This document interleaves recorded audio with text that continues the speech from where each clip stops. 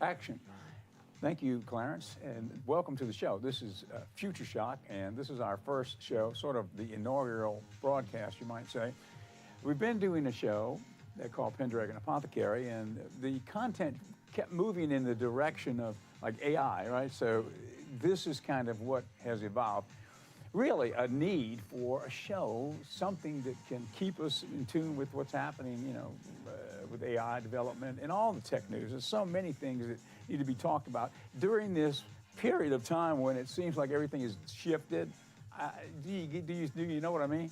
It's sort of like a shift that's happened, I think, and I don't know. So many technologies coming to fruition right now, and AI is one of them. Today we're going to take a quick look at Neuralink and the first successful transplant of the chip into the brain. And now, what's happened? Did it work? Is it working? And so we'll get a little bit of an insight into that. And it opens up the whole area of smart drugs, nootropics, things like that. And we're going to talk a little bit about that too. That's something that we can drill down on over the next days ahead, just to add it to our group of topics, which sort of fit into this category. Nootropics fits right in, boosting through nutrients the capacity for cognitive thinking, the ability to be smarter, the ability to be smarter and have more energy and be more focused and be more positive, and all the things that we would want to be if we could really be 100% driving, in a perfect way, right? That type of thing. And so it fits right in. So smart drugs, nootropics, all of that. Now today it's going to be a little focus on Neuralink. Okay, we've got a segment, because we happen to be a TV station too, and we're streaming now for the first time. This is our first stream. This is the first show that we're doing titled as it is. It was called Pendragon Apothecary, as I mentioned. Now Futureshock, is how it's developed. This is our first show, so we're streaming on my Facebook page, Edward St. Pé, and also on Ocean 7 Television, Ocean 7 TV's Facebook page, and also on the YouTube page. And I guess that's the Ocean 7 YouTube page, I think. Anyway, but over the days ahead, we hope to have some other platforms too. I'm not sure exactly which ones they will be, maybe TikTok and maybe Instagram too. And we'll do a daily show, because we've been doing this show now for, well, I've lost track, over a year, maybe a little longer than that. And it's been a daily show on our station, Ocean 7 Television, which covers the Gulf Coast area from about Biloxi back down to Grand Bay, Alabama, right on the Gulf Coast. We're 90 minutes from New Orleans, and we're 60 minutes from Mobile to the east, so right on the Gulf Coast. So that's where we broadcast. So we've been doing this show, and mainly doing it as a means of bringing to the public some aspects of our store here, the lobby of the television station, which is called Pendragon Apothecary. When we've got not exactly nootropics, but we've got nootropic ingredients that are used in nootropics in a singular form as powders and tinctures and things like that, in a whole array of other things, which are medicinal, and in the category of herbal remedies, I guess you could say. All of the mushroom powders, 7 sacred mushrooms, we've got all of those. Like lion's mane would be considered a nootropic because it has impact on the cognitive ability, right? So there's an example of an ingredient, and ginkgo biloba and things like that. Anyway, the show over the last year, I guess, has drifted off into more of every day we're doing an AI story, and it seems like every day there's another bigger story to cover. And so that's how we've moved now into just rebranding the show as Futureshock. And what is Futureshock? Futureshock would be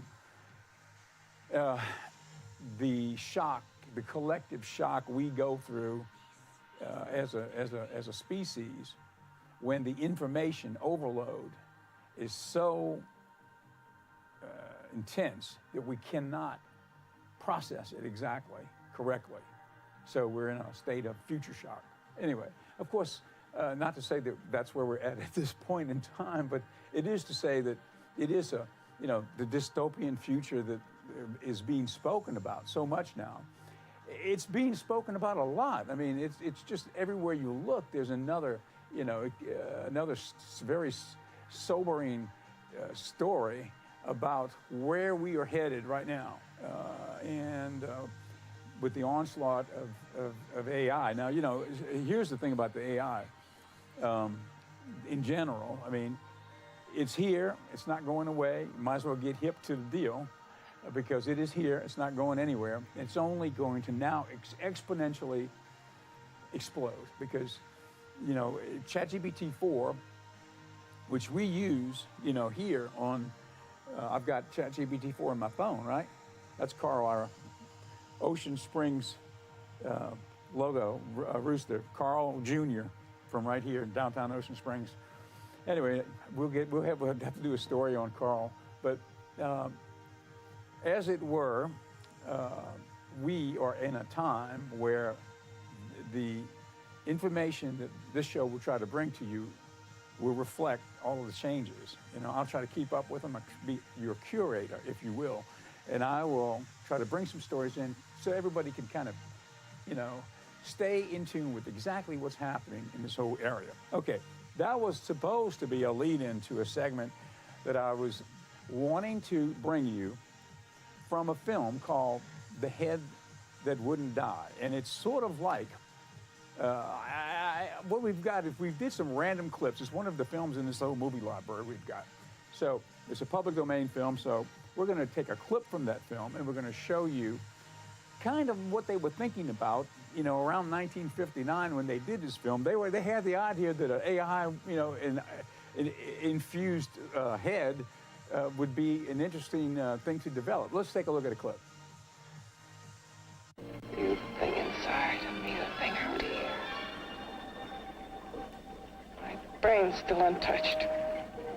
And his keeping me alive has given me a power he didn't count on. Power that you can feel. Across this room and through that door.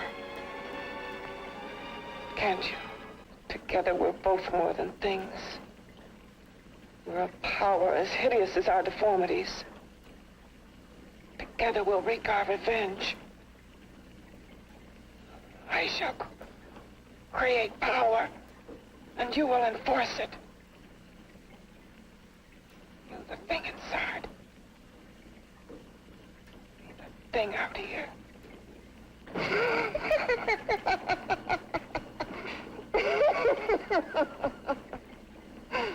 What's locked behind that door? No, my deformed friend. Like all quantities, horror has its ultimate. And I'm that. He had no right to bring me back to this. It's impossible. That's what he's been doing up here when no one could see his work. And you stayed with him, helping him in his grotesque work that he claims is for science. Transplant my head onto another body. Okay, that's from The Head That Wouldn't Die. And speaking of that, okay, I guess this is a little bit of a project. Now, we're going to have to bring him on to be with us. This is Alfred. Now, this is a, well, it's kind of a showbiz version of a droid, right? Since I've got the ChatGPT 4 on my phone, I can text in a question to the AI, which we have named Alfred, and he is Alfred. So I text in to ChatGPT 4, Alfred. We text in the question, but when I read it in, and the text is synthesized to voice, right? So I ask him a question in the voice, and then he answers me back in voice, and then I Bluetooth that voice to this Bluetooth speaker, which is in Alfred's mouth, and Alfred animates into the AI. So anyway, that's our first little AI development here. And we've got that's ChatGPT 4. So we've already got Alfred, ChatGPT 4, working, but ChatGPT 5 is coming up. Now we have Andy standing in the wings, and Andy will be ChatGPT 5, and he'll come on, and he will be much smarter, I hate to say it, but much smarter than Alfred, because Alfred has all the intelligence up to, I think, 2021. Everything is here, okay? But that's where it stops. Andy will be up to the current day. So Andy will be up to right now. He will be with us. If we ask him a question about something going on in the world right now, some big story, he would be able to comment on it, give us some factual, data on it. And so if you've been following, like things at OpenAI, Sam Altman, the whole thing with ChatGPT 4, ChatGPT 5 is already completed. I mean, it's just not released to the public. Now, when it is released, which is imminent, it will be potentially 10 times smarter than ChatGPT 4. If the model, it seems to be in place, is every time a new iteration comes out, it's 10 times the power and the capacity, intelligence, if you will, as the prior version. Okay, so that would put it jumping from ChatGPT 4, let's say on a scale where Einstein would be like 155, maybe the smartest human on the planet, right, IQ-wise, and then Elon Musk would be right under there or right in that vicinity of maybe 150 or 145. Okay, there's that. Okay, so that's where ChatGPT 4 is. That's where Alfred would fit in right now. With ChatGPT 5, let's just say it was, a tenfold jump. It would go from where it goes from 100, straight up to 1,000, right? So that's an exponential jump in intelligence that is going to have a great impact, across, the planet for so many reasons. And so with that intelligence power, that is why some people are saying that we are approaching AGI, artificial general intelligence, where the actual AI is sentient, and he knows what he's doing, and he knows his world that he lives in, and he's basically conscious. Some people say that the AIs are already conscious out there. Some of the developers, engineers, I think one particular engineer at Yahoo left. No, maybe he was at Google. At Google, he left because he encountered something that scared him, and he went to, he went to management and said, this AI is aware. It's already reached AGI, and for whatever reason he left. But when he left, he spoke about this, and it's out there. You can Google it and see, and learn about it. But so a lot of people think it's already there at that point. Some people, like Ray Kurzweil, has said, I believe he said 2027, 2029, we'll be approaching. I think that's where he's at. Different people have different estimates. Some 2024. Some say it's already achieved, but we really don't know about it yet. So that's kind of a big thing.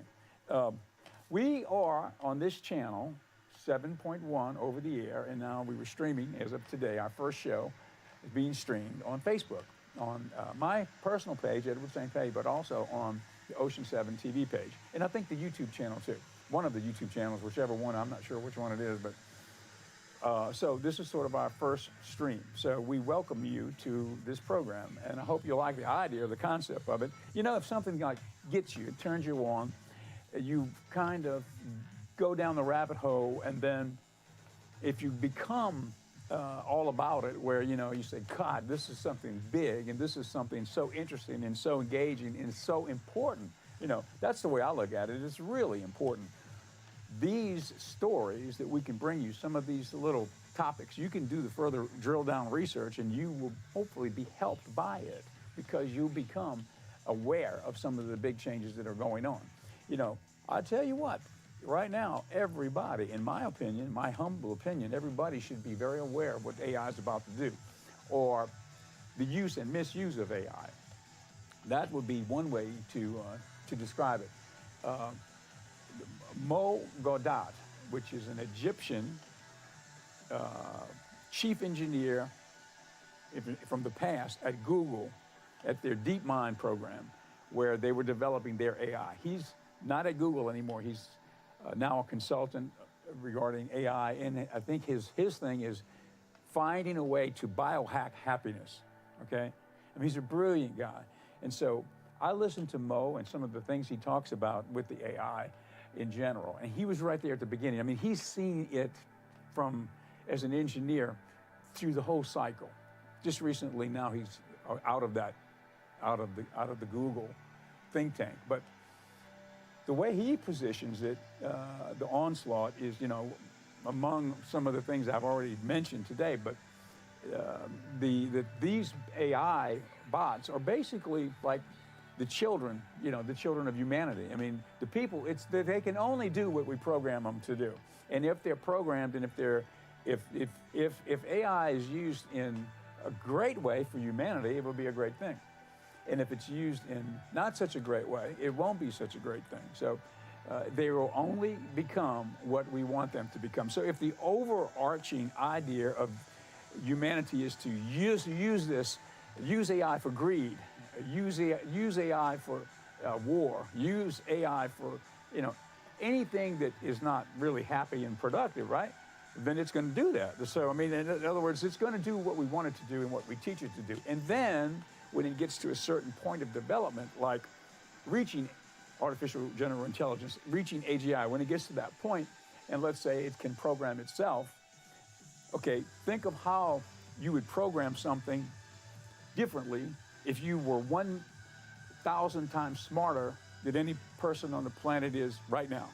Okay, how would that development proceed, and would the people below understand anything about what you were doing when you programmed yourself or programmed your neighbor, you know? So it's a complete off-the-charts explosion of intelligence across the planet. That's about, in my estimation, that's what's going to happen real quick. And, you know, with the nefarious actors, whoever they may be, using AI to misinform the public, for example, I don't know how much of that has really been covered, you know, as far as I know it's in the marketplace of ideas, you know, the fact that we're entering the age of misinformation through AI. It's been talked about, but I mean, I think until something glaringly hits and it becomes total top of mind awareness to everyone, I think that's what it's going to take probably, because we just don't have any clue yet as to, you know, how realistic it's going to be, you know, as far as the misinformation. I mean, I think it's going to be beyond what we are expecting. And once it happens, and then we see, the thing is about, this is the thing, when it happens, what happens to the response? Who will believe that it was misinformation, and who will believe that it wasn't misinformation?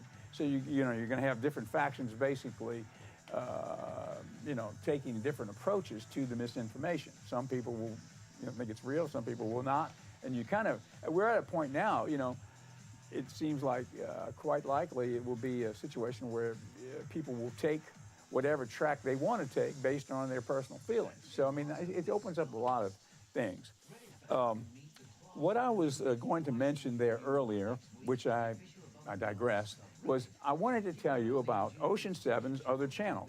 Yes, we're streaming, and yes, we're over the air 7.1, but we also have the 7.2 station, 7.3, 7.4, 7.5, 7.6. 7.5 is a project we have undertaken. We used all of our old movies that we had in the old library, and we're running a channel, 7.5, streaming it with our own content. It's called the Magic Hour channel.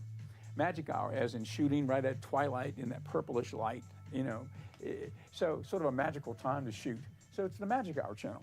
So let's take a look at a clip. I think we've got a little 30-second or 40-second clip, a little promotion that we air inside of the back-to-back old classic movies. It's sort of like Turner Classic Movies, a little different type of twist on it, and very rudimentary. We just started doing it. Now we're going to start tweaking it with the hope that shortly, when we get it a little bit more fine-tuned, we will be streaming it on the various apps, which means it will be outside of the box, you know, and not just a local station, but even beyond.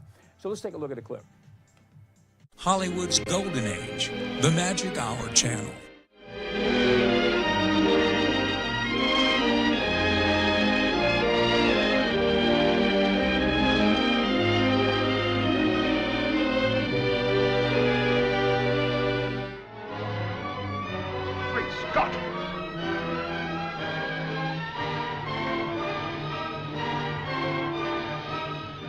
The golden age of Hollywood lives on. The Magic Hour channel. So that's the Magic Hour channel, and we're not streaming it yet, but we will be streaming it soon, I believe. We're just, it's a lot to figure out. How do you schedule the films where you can get a schedule in front of everyone when you're doing back-to-back-to-back films? It's a lot of intricate stuff that I have not encountered yet, but it's something I'm sure happy to try to learn. And in the meantime, here's the proposition of value. It's an over-the-air station with free movies back-to-back-to-back, and also soon to be streaming free movies back-to-back-to-back over a free app.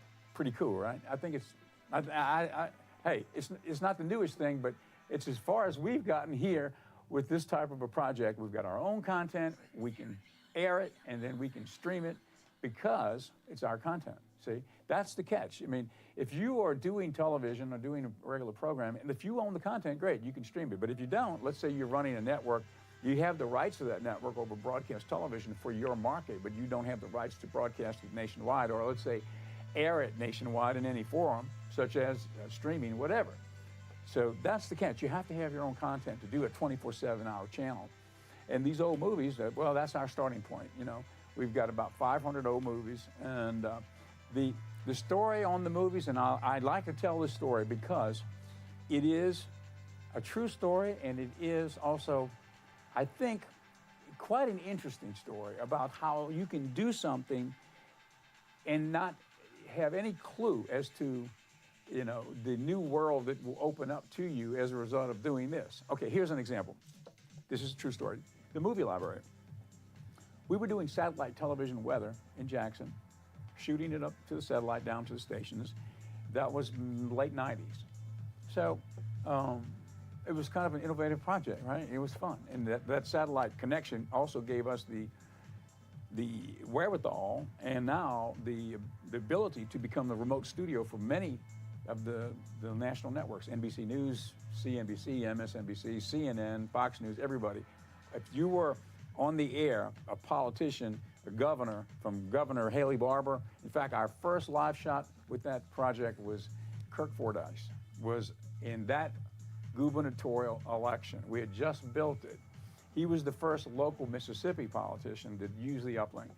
To drill back even a little bit further, we were building it. It was still in the boxes. They were putting a dish outside. And I got a call from I think it was somebody at NBC, and they said, "We hear you have a satellite uplink in Jackson, Mississippi." I said, "Yeah, well, we're building it right now." He said, "Well, will you be ready on this date two weeks later?" And I said, "Yeah." He said, "Well, have you ever heard of a satellite press tour?" I said, "No." He said, "Well, satellite press tour, you go up on the bird, NBC will be looking at that downlink, CBS will be looking at it, ABC, CNN, who the players are." And he said, "We want to do that satellite press tour out of Jackson, Mississippi with a guest passing through there." So this is all new to me. I said, well, yes, we'll do it. He said, "Okay, the guest is the wife of that governor from Arkansas who is running for president. And it's his wife, Mrs. Hillary Rodham Clinton." I said, "Okay, great." Of course, I didn't know who the lady was. Nobody did at that point. Anyway, she was passing through Jackson. She stopped with her entourage. They did the uplink. And of course, it worked.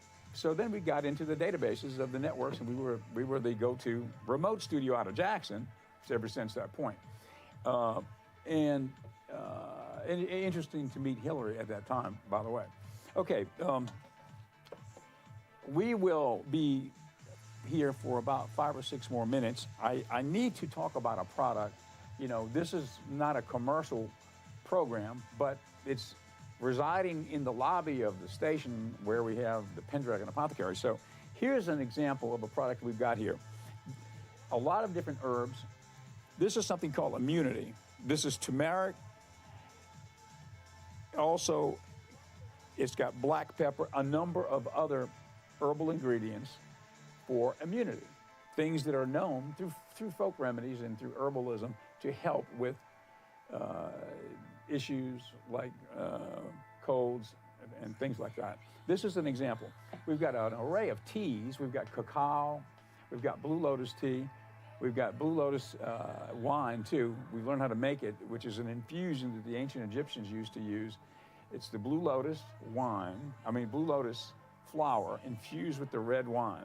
And it creates, I guess you could call it an elixir. The ancient Egyptians used that to get into a meditative state and to pray. They used the wine for lovemaking too. And the tea, it was mainly, I think, for meditation and for prayerful moments, But anyway, it's kind of an interesting history on Blue Lotus. And we've got that product here, along with, all kinds of other stuff. Like I mentioned earlier, we've got the seven sacred mushrooms. All those mushrooms are in stock. Or if not, they should be. We'll have to get some. We have one product called adaptogenic.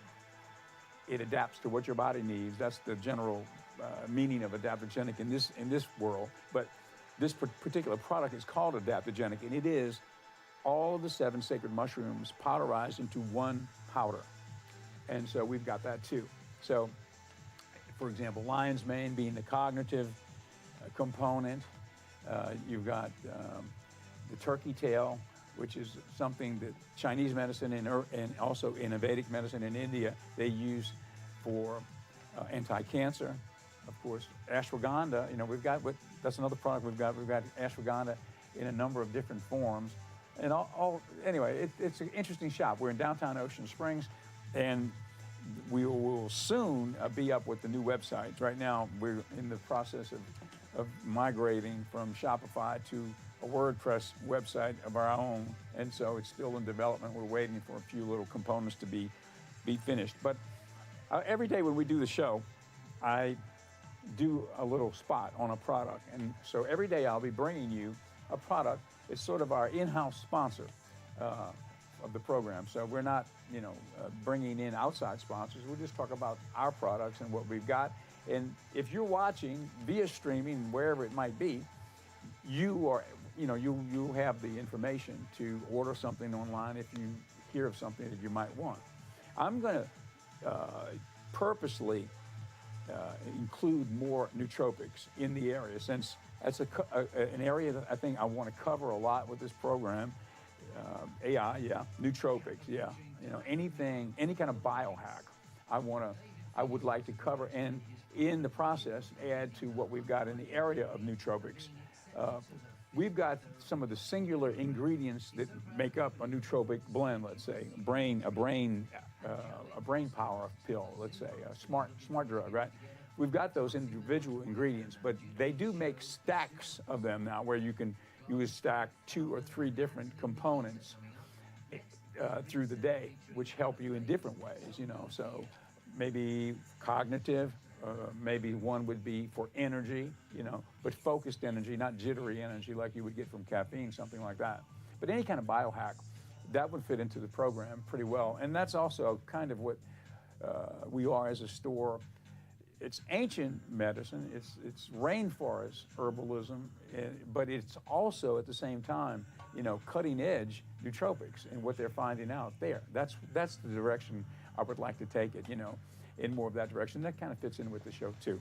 Okay, well, that's the close of this show. I think we had a successful launch on our Facebook pages, and I would like to say hello to everyone out there who may not be able to see us here in Ocean Springs in the Biloxi television market over the air. So if you're in central Mississippi, where I was at for such a long time in Jackson with the Weather Vision Project and at Channel 3, if you're there and you're able to see us, well, thanks for being with us, and it's good to see you again. I got nothing but love for the whole central Mississippi, all the people who are always so good and kind to me. I was there for such a long time, and so anyway, now being down here, it's amazing how far this state is when you really get down to it. Maybe it's our road system. If we had a better road or a quicker highway from Ocean Springs or Biloxi up to Jackson, that would make it a lot better, because Highway 49 is just a slow boat to China, and it's really, it will wear you out, I'm telling you. And I've done a lot of it through these last few years, between being up there and being on the coast here with this project, the Ocean 7 TV project. But anyway, it's good to see you all, and I hope that you will tell people about it. On our Facebook page, we'll try to get some promos out there. The show is called Futureshock, I'm Edward St. Pé, your host, and we'll see you.